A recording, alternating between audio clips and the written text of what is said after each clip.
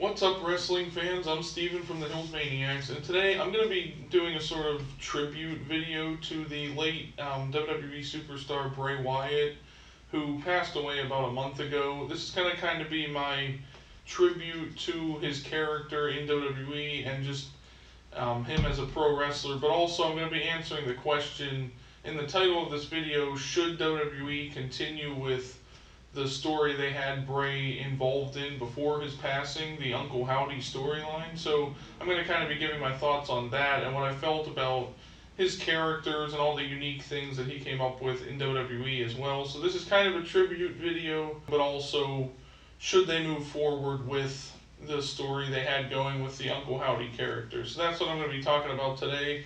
Let me know in the comments what your favorite Bray Wyatt moments are, and let's get started.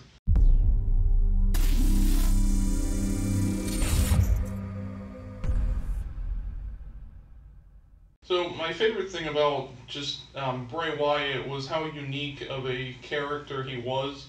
I like that we got to see each different sort of phase of his career kind of thing. Like, he started off as basically Husky Harris in NXT, really a nobody that was part of the Nexus and stuff, and then he became his own a new character with the Bray Wyatt, like, sort of cult leader looking character with the Wyatt family, Luke Harper and Eric Rowan.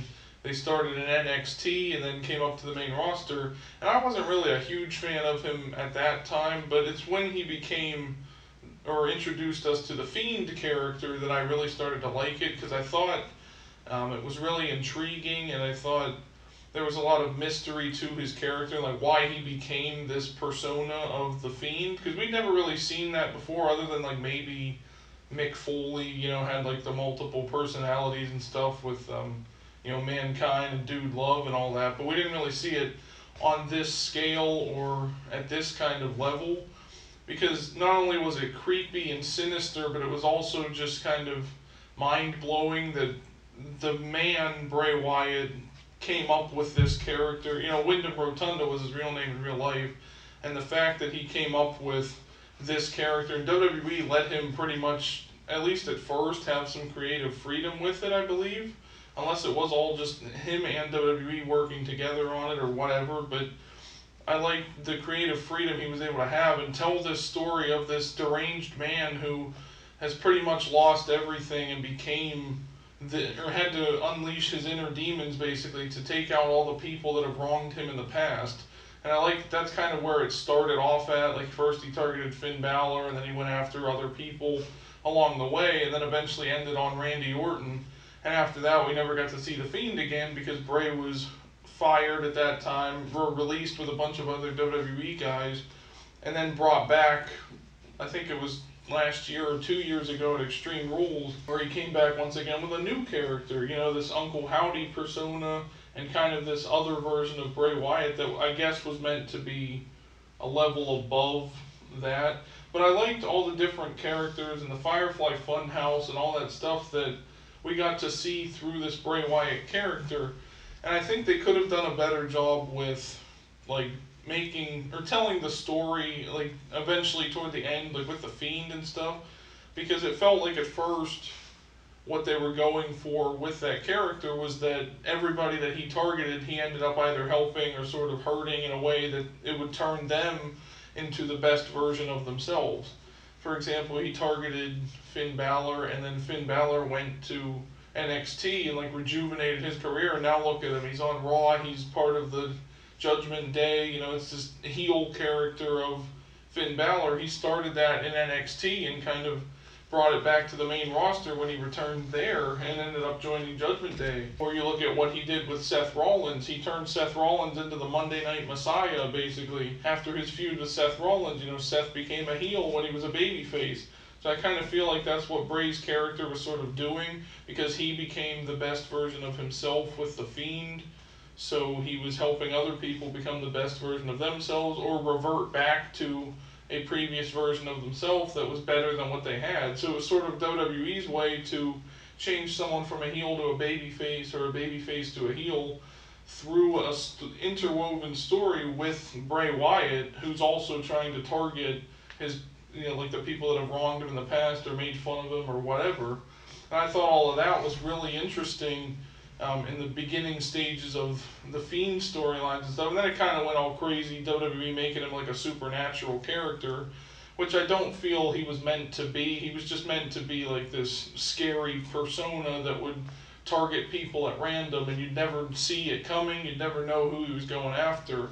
But I still enjoyed The Fiend as a character just because of how interesting it was to see his sort of psyche broken down. And then he also has the sort of, people call it the Mr. Rogers version of him, where he's the Firefly Funhouse host, like this child's TV character person, but he's also targeting somebody in WWE. So it was a lot of fun seeing all of those things play out. And even when he returned after being fired for a couple years or whatever, and he returned at Extreme Rules, he came back with this another interesting character, and it started off with those QR codes with the white rabbit and everything else. And I remember people having a lot of fun with that, like, oh, there's a QR code in the background on Raw, and everybody would scan it and see these things for this.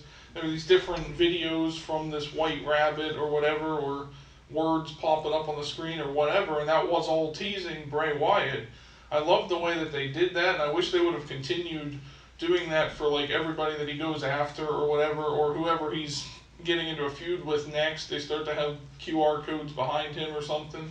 That would have been a lot of fun to continue, I feel like. But the saddest part is we'll never get to really see where he was going with this character, or at least Bray's side of things from this character, because he came back pretty much as himself. Like, he even came out to the ring and said, like, this is just me, this is Wyndham Rotunda, this isn't Bray Wyatt, this is a version of me you've never seen before, and I want to talk about myself and everything. And that one promo he did on SmackDown holds a lot more meaning now because of his passing, you know, and a lot of people were sharing that and everything else. And I think that, or I wish that we could have gotten to see where we go from here, because he also had the Uncle Howdy persona, which apparently was played, or rumored to have been played, by his brother.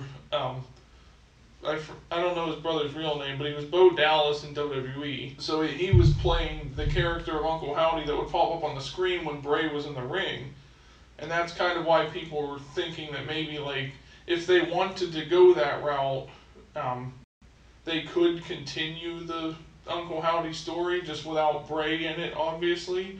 Like, maybe Bray made plans ahead of time so that they would know where the story's going. Like, he would have had to plan this all with WWE. Like, this is what we're doing 6 months down the line with this character, or this is what I want it to lead to, or whatever. I just feel like people weren't as into the Uncle Howdy stuff, and especially it got kind of weird when he fought LA Knight at the Royal Rumble in the Mountain Dew Pitch Black match. Like, I feel like that kind of took a lot of people out of the character of Bray Wyatt, because we didn't really understand what was going on or where the story was going and who Uncle Howdy was and all that kind of stuff. I would have much rather seen, like, the live action versions of those Firefly Funhouse characters like we got during Bray's return.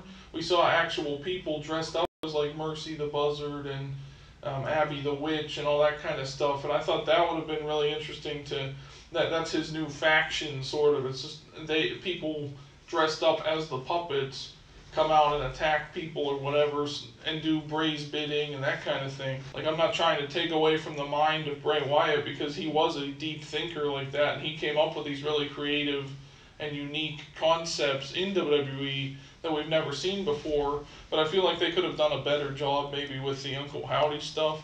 Now, to answer the question, should WWE continue with that stuff? If they were to continue it, I don't think they should continue it, like, right away. Like, give the family time to grieve a little bit. But I think if, like, Bo was up for continuing the story or whatever, like, maybe they could find a way to do it in the absence of Wyndham Rotunda, you know, in the absence of Bray Wyatt. Maybe have Uncle Howdy appear on the screen and say, like, he may be gone, but I'm still around or whatever, and then kind of have him haunting people in a similar fashion to what Bray used to do. And I feel like they could still pull that off and make it an interesting story and pick up where Bray would have left off, because apparently they were supposed to have him, a new storyline for him starting this month in September, and of course, obviously, they can't do that now. But I I think I would like to see them at least continue it. That way, or kind of as like a tribute to Bray, or to continue with that character. Maybe have other people playing the different personas or something, and just have this kind of faction of Bray Wyatt sort of fan group or something, but they're like really sinister and stuff. Like they could get Joe Gacy from NXT. Like he seems like he looks pretty much like Bray Wyatt, and people have compared him to Bray Wyatt with his faction, the Schism he had in NXT. I think he'd fit in really well with this kind of group, or playing the role of the Fiend or whatever. I think there's a bunch of different directions they could go with it, and if they were to continue it, I feel like it would, people would still be interested in it. Like obviously they would be sad because it's like it doesn't have Bray in it, but I think it'd be a nice little tribute to continue where Bray couldn't finish the story, and maybe tie it all up at WrestleMania or whatever, and then that's the official end of like the Bray Wyatt characters in WWE. Like we don't see the Firefly Funhouse ever again or whatever. And it is sad that he passed away so early, and that we'll never get to see any of that again, any of that creativity and all that stuff from this whole Fiend and Bray Wyatt persona. And I hope if they do continue it, that it is as successful as all of Bray's other gimmicks in the past, or all of the other things that Bray did with his rejuvenated character of the Fiend and Bray Wyatt. But let me know what you guys think down in the comments section. Do you think WWE should continue with the Uncle Howdy storyline and kind of tie up all the loose ends and finish the story without Bray? Or do you think they should just let it end how it did, even though it's unfortunate and stuff like that? Would you like to see a continuation of that story?